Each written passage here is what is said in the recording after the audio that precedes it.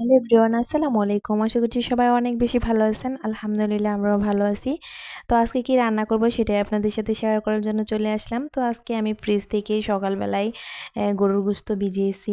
গরুর গোশত রান্না করব সেজন্য আমি গোশতগুলো ভিজিয়ে তারপর বড়া গলার পরে তারপর সেটা আমি ভালো করে কেটে কুটে ধুয়ে পরিষ্কার করে নিচ্ছি।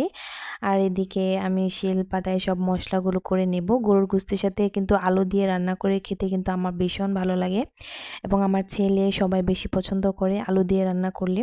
তো এদিকে আমি পেঁয়াজ তারপরে আদা রসুন সব কিছু একটু শিলপাটায় বেটে নিয়েছিলাম।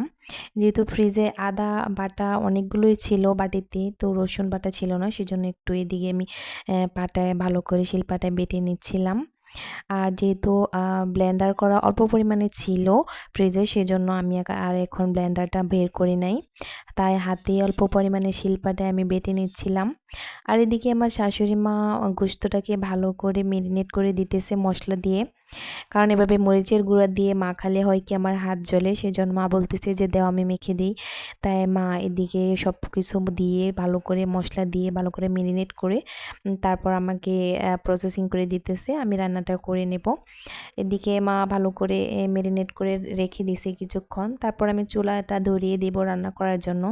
তো আজকে সকালেও রান্না করছিলাম, করলা ভাজি করছিলাম, তারপর আরও বিভিন্ন ধরনের ভর্তা করছিলাম, 2-3 আইটেমের তো খাওয়া হয়েছে।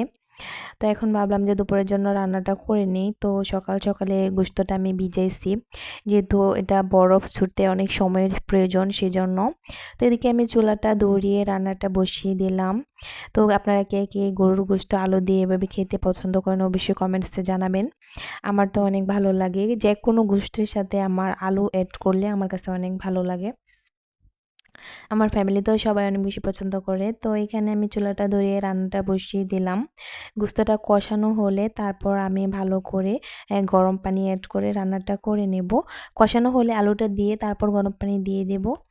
তো এই ছিল আজকে আমার রান্না। তো আপনারা সবাই যেহেতু আমার পেজে আম আসেন দেখেন, তো আমার পেজটাকে অবশ্যই লাইক কমেন্ট শেয়ার করবেন। আর আমার মতো যারা নতুন কন্টেন্ট ক্রিয়েটর আছেন তারা অবশ্যই আমাকে সাপোর্ট করবেন, আমিও ইনশাল্লাহ সাপোর্ট করব সবাইকে। তো আমার এই তো গোশতটা কষানো হয়ে গেছে, এখন আমি আলুগুলো দিয়ে দিলাম অল্প পরিমাণে। এখন আমি গরম পানি অ্যাড করে দেব, তারপর আমি ঢাকনা দিয়ে ডেকে অনেকক্ষণ রান্নাটা করে নেব। তারপর আজকে রান্না করব হচ্ছে ডাউল। আমি যখনই গরুর গোশত বা মুরগি গোশত রান্না করি সাথে কিন্তু আমার ডাউল লাগে। ডাউল, পাতলা ডাউল রান্না করলে কিন্তু খেতে ভালোই লাগে গোশতের সাথে অ্যাড করলে। তো এদিকে আমি অনেকটাই হয়ে গেছে আমার তরকারিটা।